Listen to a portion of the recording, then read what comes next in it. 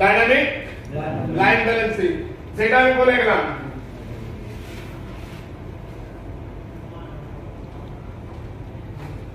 মানে আমাদের একটা অর্ডারের ক্ষেত্রে একটা লাইনে লাইন সেটিং করার সময় লাইন ব্যালেন্সিং এর মানে সবথেকে গুরুত্ব হচ্ছে না লাইন ব্যালেন্সিং।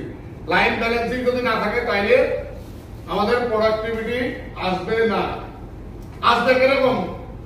যেমন মনে করেন আমার টার্গেট আছে, মনে করেন 70%, আমার আসবে 54%, 56%, 57%। যদি প্রপার লাইন ব্যালেন্সিং না থাকে, আর যদি প্রপার ব্যালেন্সিং থাকে 70 টার্গেট আছে 71 হবে, 72 হবে, কমবে না। তো আমাদের লাইন ব্যালেন্সিংটা যেন আমরা প্রপার ওয়েতে করি। আমরা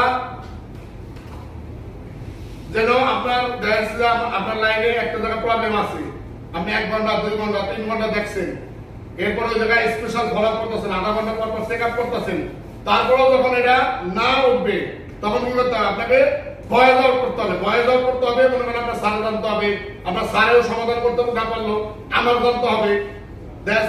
যদি আমিও সমাধান না করতে পারি, আমার যে সিনিয়র আছে তার জানতে হবে। কারণ ওই লাইনের মালিক কিন্তু আপনি, মালিক কিন্তু আপনি নিজে। তাহলে কি করতে হবে? আপনার টার্গেট অ্যাচিভ করার জন্য যা করা লাগে সেটা করতে হবে না? আজকে মনে করেন আমি এটা আরেকটা উদাহরণ দিই।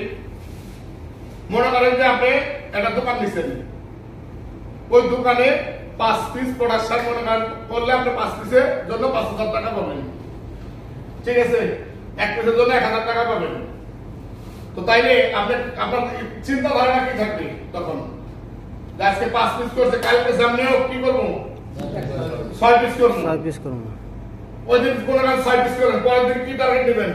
যে একটু আগে যাই, আজকে থেকে 7 পিস পেরে দেবো, তাহলে 7000 হয়ে যাবে, পকেট করবো করেন না এরকম। এটাও তো তাহলে আপনার লাইন আপনার না, মালিক আপনার না।